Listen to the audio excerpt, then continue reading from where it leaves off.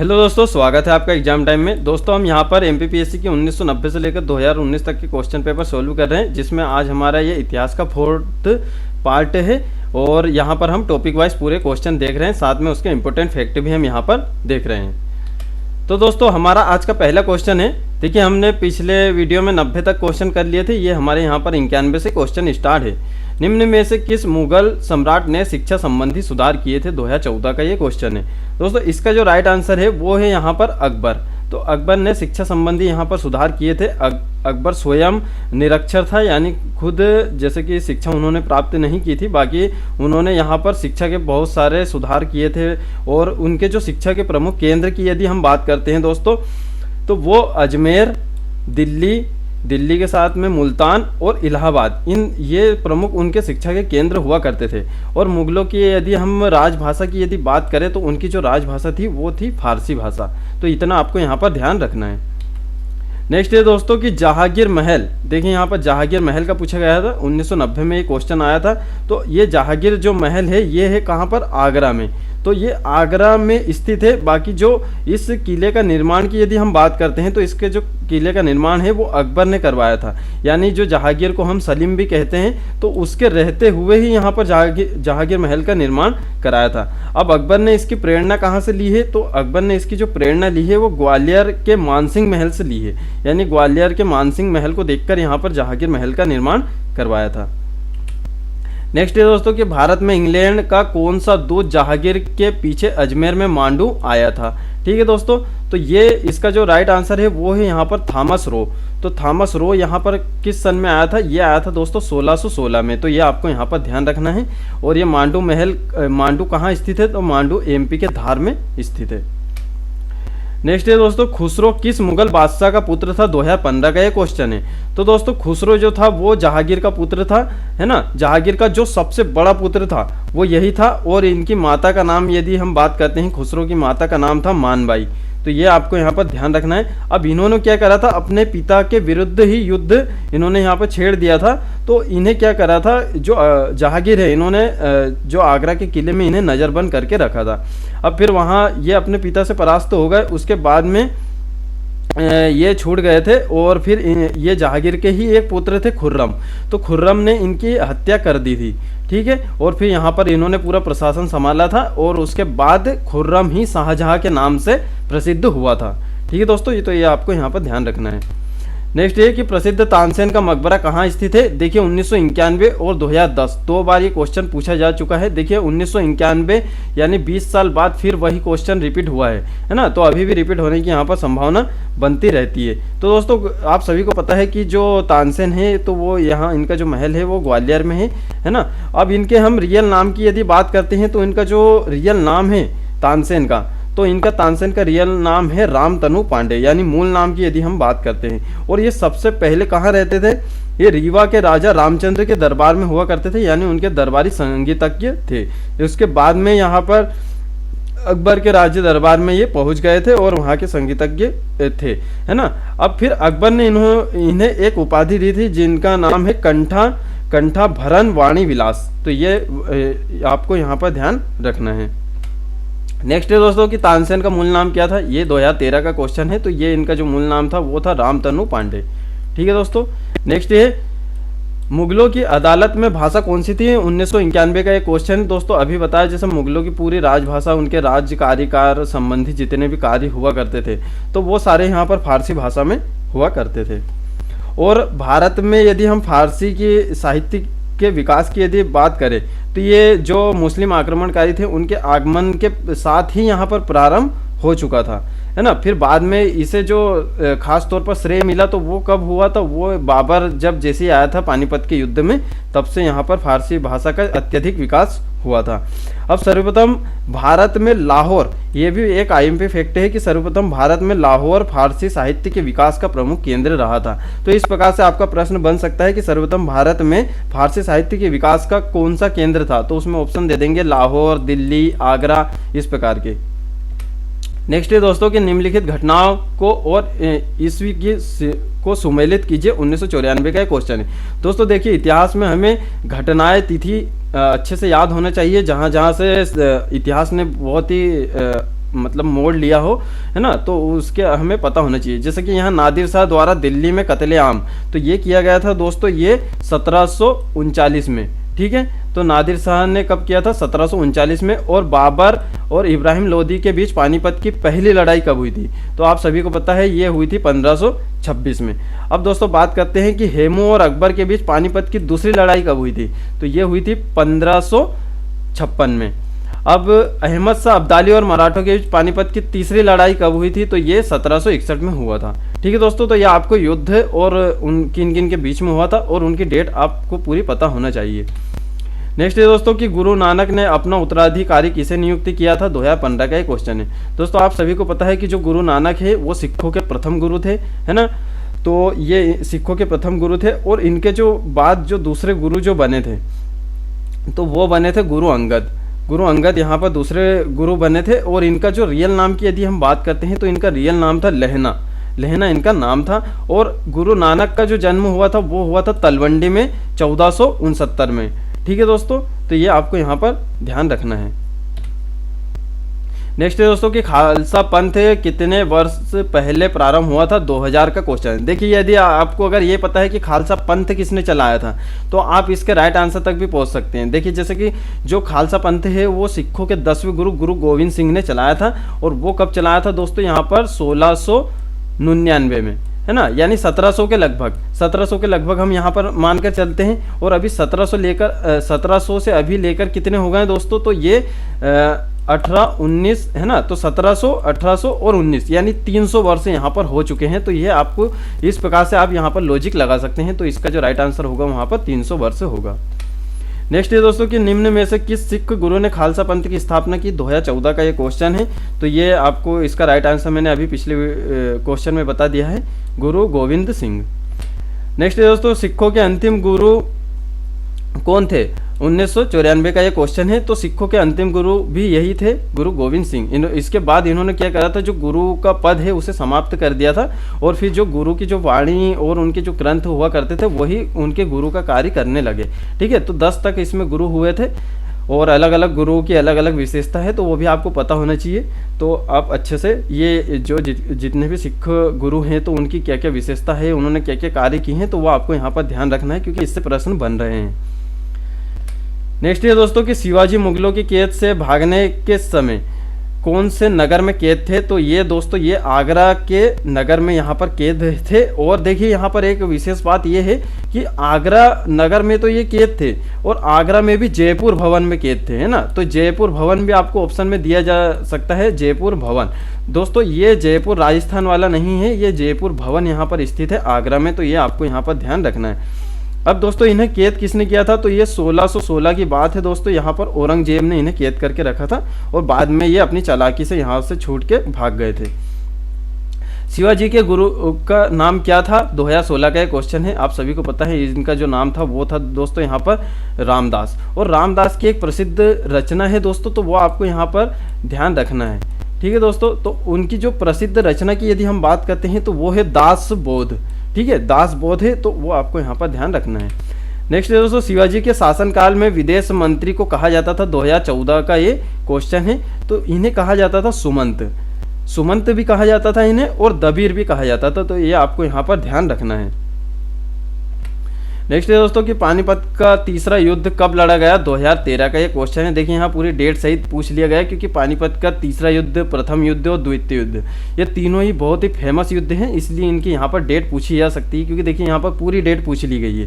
तो दोस्तों इसका जो राइट आंसर है वो है यहाँ पर 14 जनवरी 1761, है ना। अब ये किसके किसके मध्य हुआ था? ये हुआ था मराठों और जो ये अफगान सरदार थे अहमद शाह अब्दाली, तो इनके नेतृत्व में यहाँ पर हुआ था। और जो मराठों का नेतृत्व की यदि हम बात करते हैं तो वो सदाशिव राव ने यहाँ पर किया था और मराठा यहाँ पर पराजित हुए थे, है ना। और अहमद शाह अब्दाली पे एक मूवी भी बनी है, तो वो भी आप देख सकते हो, उसमें भी बहुत शानदार चीज़ें बताई गई है। तो इतिहास जानने के आपको बहुत ही सुलभ हो जाएगा, यानी बहुत हेल्प हो जाएगी, मतलब आपको एक इंटरेस्ट बन जाएगा इतिहास जानने के लिए, पढ़ने के लिए।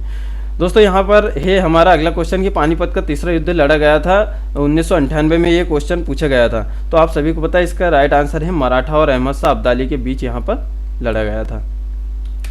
नेक्स्ट ये दोस्तों कि कौन सा मुगल बादशाह रंगीला के नाम से जाना जाता है, 2014 का ये क्वेश्चन है। देखिए जितने भी मुगल बादशाह हुए हैं, या मुगल बादशाह से मतलब नहीं, जितने भी शासक हुए हैं उनके उपनाम उपाधि ये हमें पता होना चाहिए, उनके क्या क्या उपनाम हैं, उन्होंने क्या क्या कार्य किए हैं। तो उस प्रकार से उनके शासन प्रशासन, अभी आप सिलेबस में देखोगे तो उनके प्रशासनिक, राजनीतिक और आर्थिक विशेषता वहाँ पर दिया गया है। यानी देखिए प्रशासनिक व्यवस्था में क्या पूछेंगे, यानी कि उनके कौन कौन से मंत्री थे, कौन कौन से उन्होंने कर चलाए थे, तो ये प्रशासनिक व्यवस्था हो गई। और आर्थिक व्यवस्था में उनके बंदरगाह कौन कौन से थे, व्यापार में वो क्या क्या करते थे, व्यापार के लिए कौन कौन सी नीति उन्होंने लागू की है। तो और सांस्कृतिक विशेषता की यदि हम बात करते हैं तो यही स्थापत्य कला और जैसे कुछ मूर्ति निर्माण वगैरह, तो बस यही चीज़ें, मतलब कौन कौन से राजा ने क्या क्या करवाया है, तो वही पूछे जाते हैं। ठीक है दोस्तों, जैसे कि 2019 का आप क्वेश्चन पेपर देखोगे तो उसमें पणी नाम से क्वेश्चन आया था जो व्यापारी से संबंधित है ना। तो आर्थिक, राजनीतिक ये विशेषता अपने सिलेबस में प्री में दिया है, तो वो आप अच्छे से यहाँ पर देख लीजिएगा दोस्तों। इसका जो राइट आंसर है वो है यहाँ पर मोहम्मद शाह। तो मोहम्मद शाह को किस लिए कहा जाता था कि ये रंगीला बादशाह है, तो दोस्तों देखिए ये अत्यधिक जो समय है, देखिए इसकी पहली बात, अत्यधिक समय ये पशु पक्षी को देखने में, उनकी लड़ाई देखने में व्यतीत करता था। शासन प्रशासन पे ज़्यादा ध्यान नहीं देता था, यानी प्रशासन के प्रति ये उदासीन रहता था, कोई मतलब ही नहीं रखता था। उसके बाद में बात करें तो मदिरा खूब पीता था और सुंदर स्त्रियों के प्रति इसकी ज़्यादा अत्यधिक रुचि थी, खास करके इसी वजह से इसे रंगीला बादशाह यहाँ पर कहा जाता था। नेक्स्ट ये दोस्तों कि भारत का आखिरी मुगल सम्राट कौन था, सन 2000 का ये क्वेश्चन है। तो आप सभी को पता है कि जो आखिरी मुगल सम्राट था वो था बहादुर शाह जफर द्वितीय, है ना। तो इन्हें बहादुर शाह जफर द्वितीय भी कहा जाता है। और इनके जो 2 पुत्र हुआ करते थे उन्हें दीवार में चुनवा दिया था। इसके बाद में इन्होंने 1857 की क्रांति में भी भाग लिया था। और फिर इन्हें क्या करा था, अंग्रेजों ने इन्हें म्यांमार के रंगून भेज दिया था, वहाँ पर इनकी मृत्यु हो गई थी। और ये सिर्फ क्या थे, जब मतलब मुगल जो प्रशासन था वो बहुत ही कमजोर हो चुका था इनके आते आते तक। ठीक है दोस्तों, तो नेक्स्ट है वास्को डिगामा भारत कब आया था। अब देखिए यहाँ पर हमारा प्रवेश हो चुका है आधुनिक भारत में। ठीक है दोस्तों, तो वास्को डिगामा भारत कब आया था, 1995 का ये क्वेश्चन है दोस्तों। तो आप सभी को पता है 1498 में ये भारत आया था। और मध्यकाल में सर्वप्रथम भारत से संबंध स्थापित करने वाले यही थे वास्को डिगामा। ठीक है, और उसके बाद में बात करते हैं तो ये सबसे पहले कहाँ पहुँचे थे, कालीकट पहुँचे थे। वहाँ के राजा जो थे जमोरिन, उन्होंने इनका यहाँ पर स्वागत किया था। नेक्स्ट ये दोस्तों, ईस्ट इंडिया कंपनी के किस अंग्रेज गवर्नर को औरंगजेब द्वारा भारत से निष्कासित किया गया था, 2008 का ये क्वेश्चन है। तो दोस्तों इनका जो राइट आंसर है यहाँ पर है सर जॉन चाइल्ड। सन जॉर्ज चाइल्ड इनका राइट आंसर है। अब देखिए इन्होंने क्या किया था कि औरंगजेब ने इन्हें निष्कासित किया था। इन्होंने क्या करा था, जो पश्चिमी समुद्र है, यानी हम गुजरात और इधर के तट की यदि बात करते हैं, गुजरात और महाराष्ट्र तरफ के तट की, तो वहाँ पर उन्होंने क्या करा था, जो मुगल बंदरगाह है तो उन्हें यहाँ पर अपने घेरे में रख लिया था, यानी उस पर पाबंदी लगा दी थी।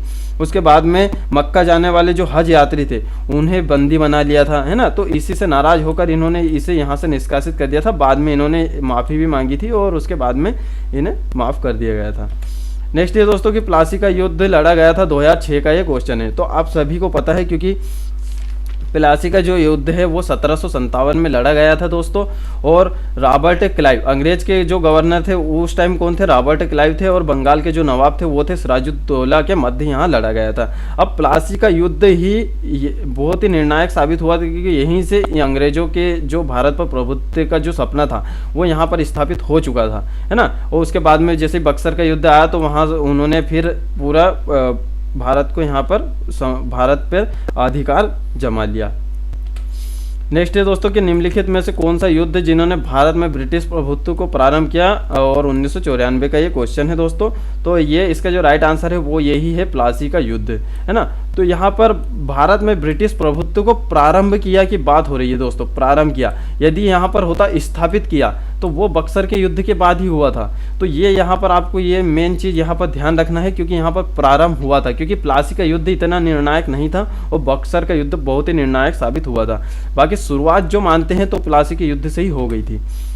अब इंग्लैंड की ईस्ट इंडिया कंपनी के भारत में प्रथम निर्णायक सैन्य सफलता मानी जाती है, 2008 का ये क्वेश्चन है। अब देखिए जैसे कि ये सफलता यानी सफलता मानी जाती है या फिर शुरुआत तो प्लासी के युद्ध से हो चुकी थी। अब इसका जो राइट आंसर है दोस्तों वो है यहाँ पर बक्सर का युद्ध। यहाँ पर इन्होंने क्या करा था, यहीं से अंग्रेजों का प्रभुत्व भारत में स्थापित हो चुका था। अब देखिए जैसे कि बक्सर का युद्ध की यदि हम बात करते हैं तो ये कब हुआ था दोस्तों, ये हुआ था 1764 में। ठीक है, तो ये आपको डेट याद रखना है। और किस किस के मध्य हुआ था, तो ये अंग्रेज ने मीर कासिम, अवध के जो नवाब थे वो थे सुजादुद्दौला और तथा दिल्ली के मुगल सम्राट थे शाह आलम द्वितीय। तो इनकी संयुक्त सेना को इन्होंने अंग्रेजों ने यहाँ पर परास्त किया था, तो ये आपको ध्यान रखना है।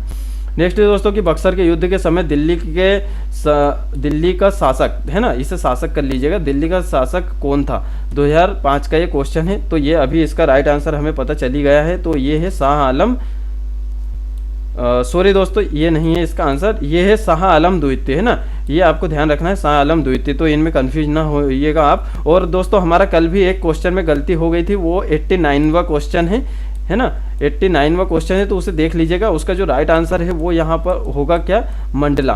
तो मंडला था, मैंने उस पर रामगढ़ बता दिया था, रानी दुर्गावती वाला क्वेश्चन है दोस्तों, तो उसे आप ठीक कर लीजिएगा। नेक्स्ट है टीपू सुल्तान अंग्रेजों के साथ युद्ध में कब मारे गए थे, ये 2000 का क्वेश्चन है। तो ये 1799 में मारे गए थे और इनके जो पिता थे वो थे हैदर अली। इन्होंने भी अंग्रेजों के साथ 2 युद्ध लड़े थे और इन्होंने भी 2 युद्ध लड़े थे, जो चतुर्थ मैसूर युद्ध है, यानी आंग्ल मैसूर युद्ध है। तो उन्होंने यहाँ पर इनकी हत्या हो चुकी थी या फिर ये परास्त हो गए थे। नेक्स्ट है दोस्तों किस गवर्नर जनरल पर महाभियोग का मुकदमा चलाया गया था, तो दोस्तों इसका जो राइट आंसर है वो है यहाँ पर वारेन हेस्टिंग है ना। तो इसका जो राइट आंसर है वो क्या है दोस्तों, यहाँ पर वारेन हेस्टिंग पर। अब इन्होंने क्या करा था, अब यहाँ पर मुकदमा नहीं चलाया गया था, वहाँ पर इंग्लैंड में इन पर मुकदमा चलाया गया था। इन्होंने क्या करा था दोस्तों, अन्यायपूर्ण तथा निरंकुश कार्यों के कारण इन पर मुकदमा चलाया गया था। नेक्स्ट है दोस्तों कि सती प्रथा पर पाबंदी किसने लगाई थी, 1993, 1998, 1990, यानी 3 बार ये क्वेश्चन पूछा जा चुका है। और तो इसका जो राइट आंसर है, तो वो दोस्तों इसका जो राइट आंसर की यदि हम बात करते हैं तो विलियम बेंटिंग ने सती प्रथा पर रोक लगाई थी 1829 में। अब दोस्तों हम सती का अर्थ की यदि बात करते हैं तो सती का अर्थ होता है पवित्र व सच्चरित नारी। दोस्तों सती प्रथा का प्रचलन भारत में बहुत पहले समय से हुआ था, खास करके ये राजपूत राजाओं और जो ब्राह्मण थे वो क्षत्रिय थे, इनमें ये प्रथा अत्यधिक प्रचलित थी है ना। वो क्या सोचते थे कि यदि अगर जो पत्नी है वो अगर सती हो जाती है, यानी उसका पति यदि मर गया है, तो उसके साथ यदि जिंदा जला दिया जाता है तो उसके आने वाली 7 पीढ़ी को स्वर्ग प्राप्त होगा। तो इस प्रकार के यहाँ पर भ्रम या कुरीतियाँ फैल गई थी, जिसे अकबर ने भी बंद कराने का प्रयास किया था, बाकी वो सफल नहीं रहे थे। उसके बाद में भी जैसे कि बहुत सारे जैसे पुर्तगाली वगैरह भी आए थे, तो उन्होंने भी इसे बंद कराने का प्रयास किया था, बाकी वो भी सफल नहीं रहे थे। उसके बाद में विलियम बेंटिंग ने इसे बंद कराया था 1829 में। और उनका जो समर्थन किया था वो किसने किया था, यानी ये बंद कराने की जो सलाह दी थी, तो इसमें विशेष योगदान है दोस्तों राजा राम मोहन राय। ठीक है, तो इनके ही प्रयासों से ये सती प्रथा का यहाँ पर प्रचलन बंद हुआ था है ना। तो बहुत ही कुरीतियाँ थी उस टाइम, तो ये आपको यहाँ पर ध्यान रखना है ना। तो दोस्तों फिर चलते हैं नेक्स्ट क्वेश्चन की तरफ। विलियम बेंटिंग के द्वारा सती प्रथा किस वर्ष समाप्त की गई थी, 2015 का ये क्वेश्चन है। तो ये इसका जो राइट आंसर है वो मैंने आपको यहाँ पर बता दिया है, 1829 में इसे बंद करवाया गया था। उसी प्रकार दोस्तों हमारा यहाँ लास्ट क्वेश्चन की इनमें से किस गवर्नर ने पहले पृथक निर्वाचन मंडल की व्यवस्था की और मुसलमानों को जीतने है ना, तो जीतने व उन्हें कांग्रेस के विरुद्ध लड़ने के लिए इस्तेमाल किया था। तो दोस्तों इसका जो राइट आंसर है वो लॉर्ड मिंटो है। आप सभी को पता है कि जो 1909 का अधिनियम है, 1909 का अधिनियम है, वो उसे पार्लियामेंटो सुधार कहा जाता है। और उसमें जो मुसलमान थे उनके लिए पृथक निर्वाचन पद्धति लाई गई थी, यानी वो अलग से निर्वाचन या फिर मतदान करेंगे। ठीक है दोस्तों, तो इसी प्रकार हमारे यहाँ पर हिस्ट्री के क्वेश्चन कंप्लीट होते हैं। 1 से 2 वीडियो में ये हिस्ट्री के और क्वेश्चन हमारे जो बाकी हैं वो सब कंप्लीट हो जाएंगे। यहाँ पर 2018 और 19 के भी क्वेश्चन हम लेंगे और उसके बाद में हम स्टार्ट करेंगे भूगोल के क्वेश्चन। ठीक है दोस्तों, तो आप हमारे टेलीग्राम चैनल से जुड़ सकते हो, नीचे हमने डिस्क्रिप्शन में लिंक देकर रखे हैं, आप अपने मन मर्जी के ग्रुप में यहाँ पर जुड़ सकते हैं। दोस्तों अब मिलते हैं फिर नेक्स्ट वीडियो में।